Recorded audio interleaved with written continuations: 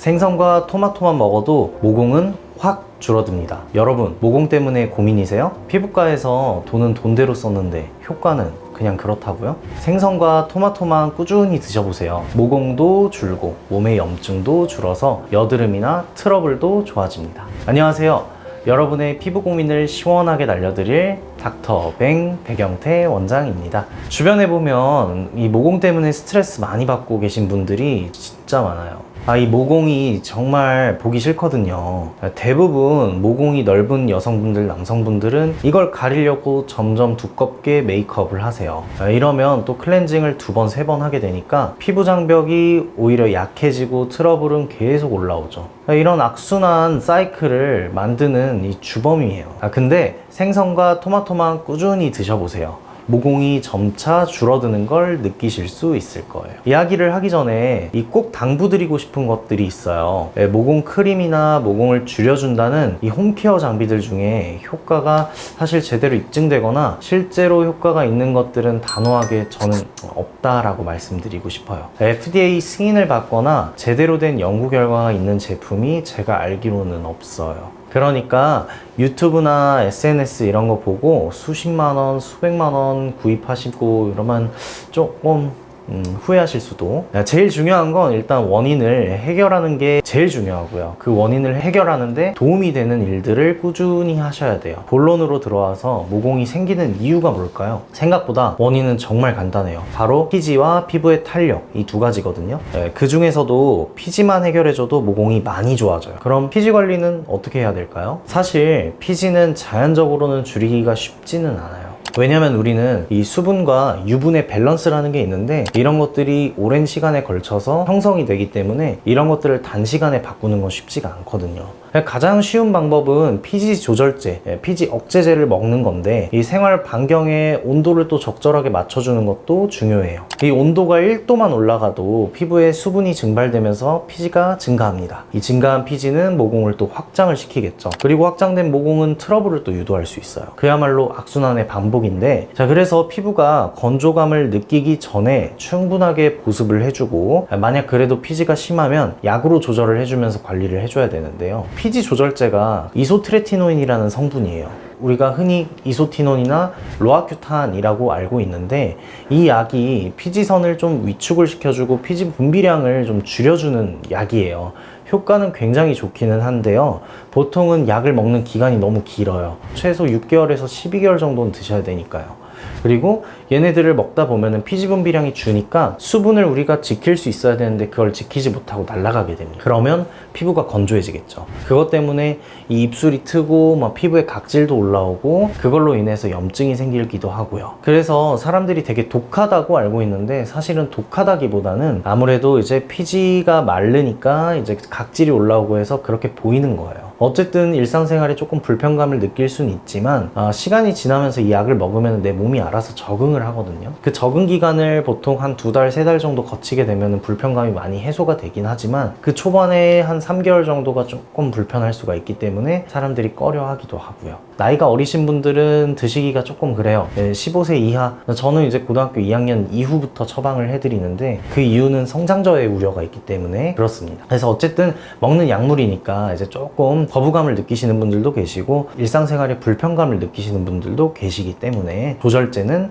이제 의사랑 상담을 하고 복용을 하시는 걸 추천을 드리고요. 그리고 이 피지가 정말 심할 때 복용을 해야지 아무렇게나 이제 남용을 해버린다면은 오히려 이제 접촉 피부염 같은 증상들이 벌어질 수가 있어요. 그래서 꼭 의사와 상담을 하시고 복용을 하시는 걸 추천을 드립니다. 그래서 이제 이런 약에 의존하지 않고 여드름이나 피지 조절을 할 때에는 이 매일 먹는 식단이 정말 중요해요. 이거는 뭐 100번 강조해도 모자르죠. 치킨, 피자, 패스트푸드, 튀김류, 콜라 이런 거 많이 드시면 당연히 피지 분비량이 올라가요. 몸에 열도 올려주고요. 염증 반응도 일으킬 수 있고 당연히 안 좋겠죠. 시원한 맥주에 바삭한 치킨 저도 엄청 좋아해요. 하지만 모공을 줄이고 싶으시면 자주 드시면 안 되는 거예요. 피지 조절을 도와주는 음식은 여러 가지가 있는데요. 대표적으로 오메가3 그리고 항산화 효과가 많은 음식들이 도움이 많이 됩니다. 오메가3는 크게 세 가지가 있어요. EPA, DHA, ALA. EPA, DHA는 생선, 기름에 많고 ALA는 견과류에 많아요. 이 오메가3는 자체 생성이 안 되니까 꼭 식품 또는 영양제로 섭취를 해줘야 되고요. 이 오메가3 지방산은 이 염증을 유발하는 인자를 좀 차단을 해주고 우리 남성 호르몬인 테스토스테론도 조절해줘요. 이 테스토스테론은 피지 분비를 증가시키는 원인 중에 하나고요. 남자 사춘기 지나면 여드름 많이 나는 게 이런 원인 때문에 그래요.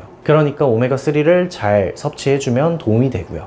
피지 분비량을 또 감소시켜 줄 수도 있어요. 두 번째는 항산화 효과가 좋은 음식을 먹는 건데 그 중에 하나가 바로 토마토예요. 항산화랑 피지 분비가 무슨 상관이냐고요? 바로 활성산소와 관련이 있어요. 활성산소는 피부와 두피 건강에 정말 안 좋은데요. 이 항산화제를 잘 챙겨 드시면 체내의 활성산소를 줄여줍니다. 활성산소가 줄어들면 항염 효과가 생기고 피부 면역력도 좋아지고 각질 형성도 억제해서 피지가 제때 잘 배출될 수 있도록 도와줘요. 만약 식단 조절이 어려우시거나 좀 더 빠르고 확실한 효과를 원하실 때는 피부과 시술을 받아보시는 것도 좋아요. 피부과에서 할 수 있는 치료들은 피지선을 선택적으로 파괴하는 치료도 있고요. 최근에 가장 많이 사용하는 에토존 골드 PTT라는 치료가 있는데 미세 나노 금입자를 모공에 흡수를 시키고 레이저를 해서 피지선을 파괴시켜주는 시술입니다. 피부 관리 중에서도 필링이라든지 아니면 피지를 뭐 줄여주는 치료들이 몇 가지가 있어요. 아니면 피지를 뽑아내는 아쿠아필 같은 치료도 있고요. 자, 이제 피지 분비가 감소를 했으니 모공은 줄어들었겠죠? 하지만 피부에 탄력이 충분하다는 가정하에요. 그러니까 피부에 탄력이 없는 분들이라면 피지가 줄어도 모공은 또 완전 눈에 띄게 돌아가지 않을 수 있어요. 예를 들어서 설명을 드려볼게요. 모공은 이렇게 생겼어요. 결국 털이 있는 구멍이 모공이고 그쪽에 피지샘이 연결이 되어 있는데요. 자, 이걸 풍선에 한번 비유를 해볼게요. 길다란 우리 모양 만드는 풍선 있잖아요. 여기에 물을 가득 채운다고 생각을 해볼게요. 이 물은 피지예요. 피지 분비가 왕성해지면 이 풍선이 점점 더 커지고 부풀어 오르겠죠. 그리고 어떤 방법을 쓰던 간에 이 물이 차오르는 것을 막고 물을 모두 배출을 해줬다고 생각을 해보세요. 그러면 다시 이 풍선은 쪼그라들겠죠? 근데 이 풍선에는 이미 늘어난 부분이 다시 줄어들지 않아요. 물을 넣기 전으로 돌아가지가 않는다고요. 그쵸? 그게 바로 탄력이에요. 이 탄력이 없으면은 다시 돌아갈 수가 없겠죠. 모공도 마찬가지입니다. 피지 분비를 막고 피지를 배출을 시켜주더라도 이 늘어난 모공이 원래대로 돌아가기가 어려워요. 근데 이미 떨어진 탄력을 복구하기가 쉽지 않겠죠. 이럴 때는 피부과에서 탄력을 돌려줄 수 있는 시술들을 받는 거예요. 많은 종류가 있습니다.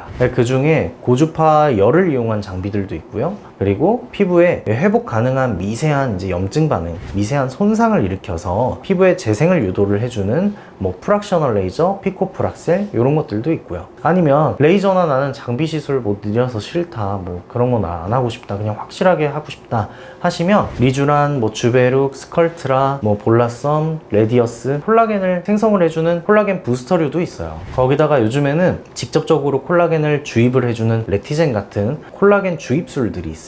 그래서 이런 것들을 활용을 해보시면 피부 진피에 있는 콜라겐과 엘라스틴이 많이 다시 생겨나고 피부 나이를 되돌리고 탄력을 올려줄 수가 있어요. 얘네들은 일종의 재생시술이라고 하죠. 그래서 이런 것들을 꾸준하게 잘 받아주시면 좋고, 얘네들이 이제 내꺼 자가 콜라겐을 만들어주는 과정이다 보니까 조금 시간이 오래 걸려요. 다시 말하면 한두 번으로 시술이 좀 어렵고, 그리고 좀 하고 나서 기다려야 된다는 얘기예요. 하지만 이 시술들을 차곡차곡 잘 쌓아놓으면 나중에 결국에는 굉장히 많은 양의 콜라겐 엘라스틴이 합성이 될 수가 있고 엄청난 효과를 불러일으킬 수가 있어요. 그리고 한번 만들어진 콜라겐은 오래가요. 그래서 그 콜라겐들이 내 거니까 당연히 다른 염증 반응이나 알러지 반응도 없겠죠. 이런 것들은 충분히 큰 장점이라고 볼 수 있어요. 결국 모공을 치료하고자 마음을 먹으셨다면 조금 조급한 마음은 접어두시고 장기적으로 생각을 하시고 천천히 쌓아가는 느낌으로 치료를 진행하시면 모공도 해결되고 탄력도 해결되고 그리고 안티에이징 효과까지 누릴 수 있는 1타 여러 피를 잡을 수 있는 효과를 낼 수가 있을 것 같아요. 피부가 전반적으로 좋아지니까 색소도 좋아지고요. 이 안티에이징 효과가 불러일으키는 효과가 정말 사실 어마어마해요. 오늘은 모공에 관해서 이야기를 해드렸고요. 오늘 기억하실 거는 딱 두 가지예요.